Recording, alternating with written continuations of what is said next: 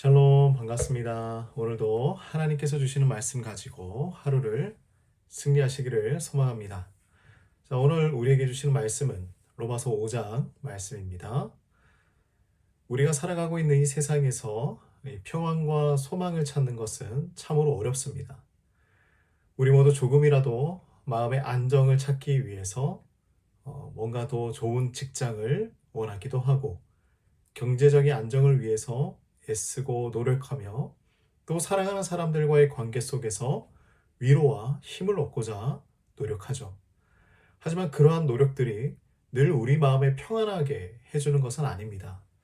자, 오히려 우리의 기대에 미치지 못할 때가 참 많아서 이 실망하고 불안을 느끼게 될 때가 간혹 있습니다. 자, 그렇다면 진정한 평안과 이 소망은 어디에서 오는 것일까요? 자, 오늘 로마서 5장 말씀에는요, 사도 바울이 예수 그리스도를 통해서 우리가 하나님과 화평을 누리게 되었다라고 이야기하고 있습니다. 자, 다시 말해보면 예수님을 믿음으로써 우리는 하나님과의 관계가 회복되었고 그 관계 안에서 참된 평화를 그리고 참된 평안을 누리게 되었다라고 이야기하고 있죠. 자, 5장 1절 말씀 함께 보겠습니다. 그러므로 우리가 믿음으로 의롭다 하심을 받았으니 우리 주 예수 그리스도로 말미암아 하나님과 화평을 누리자라고 이야기하고 있습니다. 자, 이 화평이라는 것은요, 단순히 전쟁이 없는 그러한 평화 같은 것이 아닙니다. 이것은 하나님과의 관계 안에서 오는 깊은 안식과 안전함을 이야기해 주고 있는 것이죠.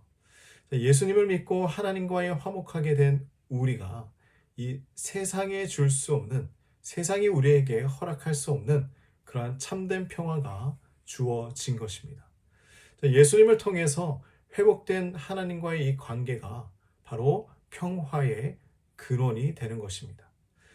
그러므로 세상이 우리를 흔들더라도 우리는 그 안에서 안전하고 평안을 누릴 수 있는 것이죠. 자, 한 왕이 자신의 신하들에게 그림을 그리라고 명령을 합니다. 자, 그런데 그 그림의 주제가 바로 평화였어요. 자, 많은 화가가 그림을 그려왔는데 한 화가는 아름다운 산과 잔잔한 호수가 있는 아주 평화로운 풍경을 그려왔습니다. 자, 그런데 또 다른 화가는요, 깎아지는 절벽과 폭풍이 몰아치는 바다를 그려왔어요.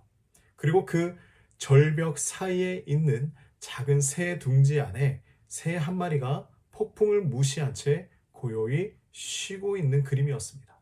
자, 왕은 어떤 그림을 선택을 했을까요? 바로 이 절벽 아래에 있는 새 둥지 그림을 보고 이것이 진정한 평화다라고 이야기를 합니다. 자, 진정한 평화란 무엇이냐면 외부적인 상황이 아니라 폭풍 그 안에서도 흔들리지 않는 내면의 평안함을 이야기하고 있는 것입니다. 우리 역시 마찬가지예요. 예수님 안에서 하나님과의 관계가 회복된 우리는요, 그 어떤 상황 가운데서도 마음 깊은 곳에서부터 우리에게 찾아오는 그 평화를 누릴 수 있는 것입니다. 자, 하나님과의 관계가 우리의 평화의 근원이 되는 것이죠. 그렇기 때문에 세상이 흔들리고 폭풍이 몰아쳐도 그 관계 안에서 우리는 참된 평화를 누릴 수가 있는 것입니다. 자, 또 바울은 이렇게 얘기합니다.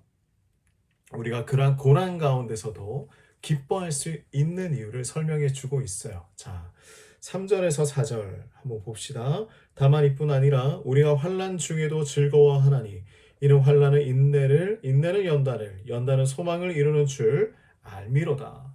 알미로다.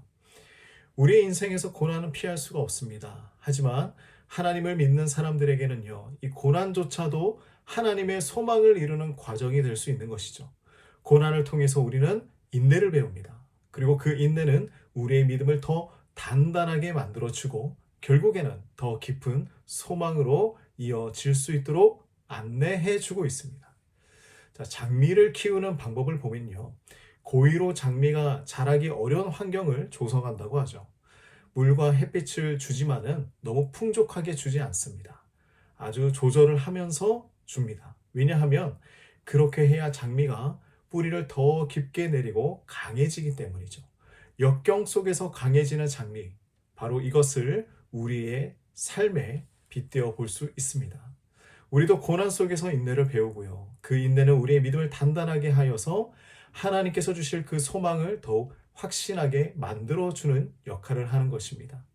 우리도 고난을 통해서 하나님을 더 붙잡게 될 것입니다.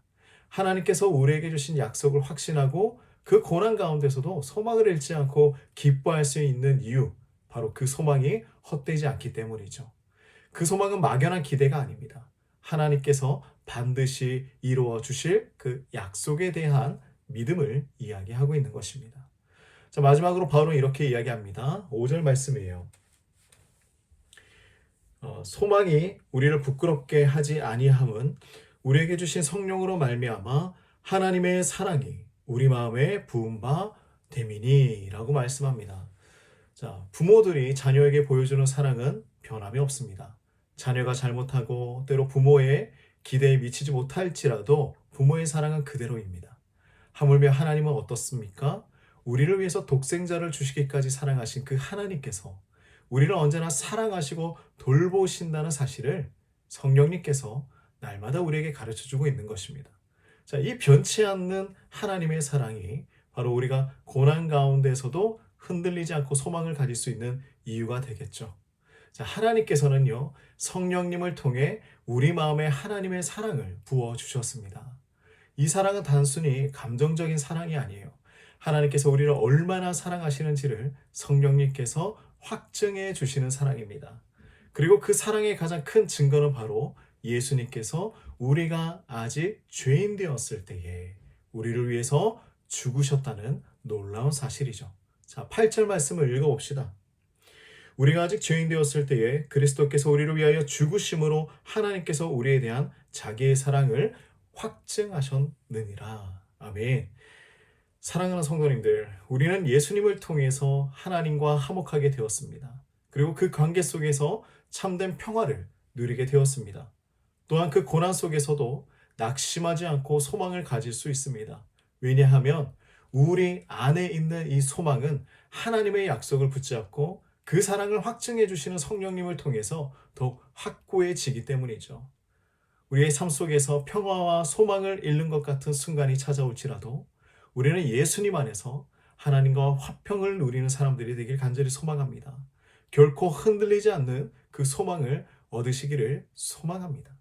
자, 하나님께서 우리를 사랑하신다는 이 확신이 우리의 마음을 지켜주시기 때문입니다. 자, 우리 모두 이 말씀을 마음에 새기고 그리스도 안에서 주어진 평화와 소망을 깊이 묵상하며 오늘 하루도 승리하시기를 간절히 바라고 원합니다. 축복합니다. 하나님 아버지, 참으로 감사합니다. 우리에게 참 소망을 주시고 우리가 무엇을 향해서 달려가야 하는지 가르쳐 주셔서 감사합니다.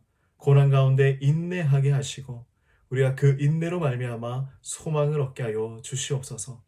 하나님, 우리의 믿음이 성장하게 하여 주시고 오늘 이 하루도 하나님께서 이끌어 주시는 그 인도하심 간절히 신뢰하며 나아갈 수 있도록 도와주시옵소서. 예수님의 이름으로 기도드립니다. 아멘.